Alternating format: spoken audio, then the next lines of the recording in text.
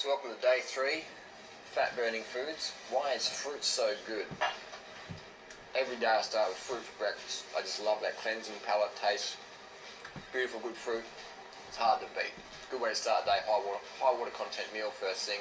Gets everything kick-started after your quart of water. So fruit, can't beat it for breakfast. So what sort of fruits? Personally, I love the high calorie fruits because they give me the energy I need to get things done in the day.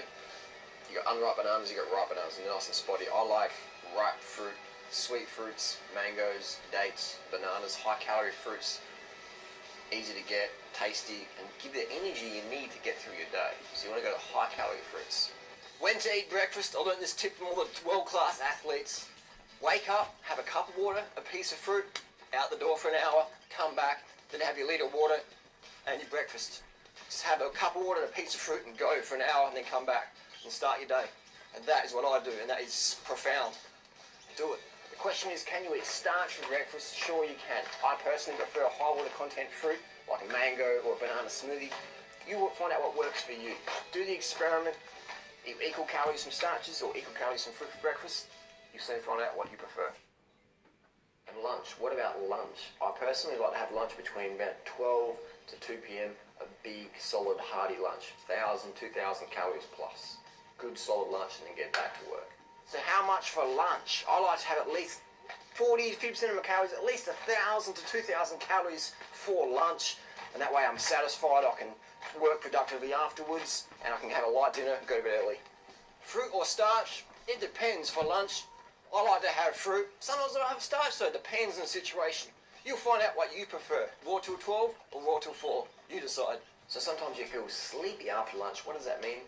Generally it means you didn't have enough water beforehand that morning and you've had some lunch and you feel a bit sleepy because your body needs more water to process the food. So have a quart of water before your lunch, a lot more alert, better blood flow, better digestion. Have a quart of water, reach 5-10 minutes beforehand, then smash in your lunch. Done. Welcome to dinner. What's the best time to have dinner? For me, I like to have about 5-6 o'clock. Everyone's different though. You got to find out what you enjoy. But the earlier you can have dinner, the earlier you can go to bed, and then the earlier you can wake up next day, be more productive. So what time for dinner? Depends on your schedule, but earlier is always better. And dinner time, how much do you eat at dinner? As much as you want. I generally have a bigger breakfast, a bigger lunch, typically a lighter dinner, but I'll still have a massive dinner if it means I need to get my calories in.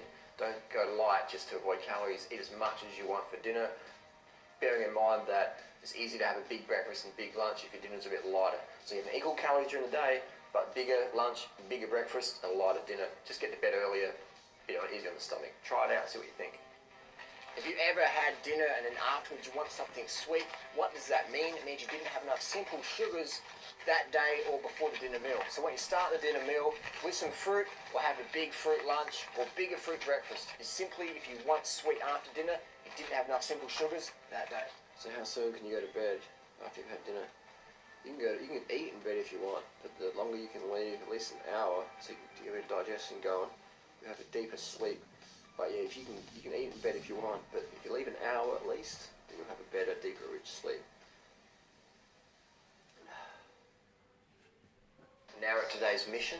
Today's mission is creating a shopping list. And the first point of that, I want you to find a wholesaler near you so you can buy food in bulk and cut your food bill like at least 50%. So the first part of the mission, find a food wholesaler.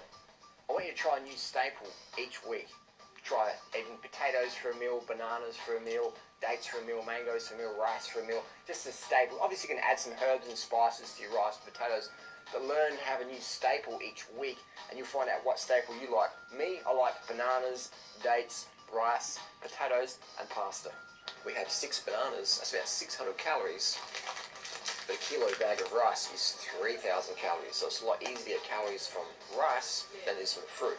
But by understanding that, you might prefer rice or you might prefer fruit. Either way, work out what you like and how many calories a day you need to eat from those foods to stay satisfied and be energized to get things done and get your goals done. I want you to try a new recipe every week, and that way you'll find out what you really enjoy.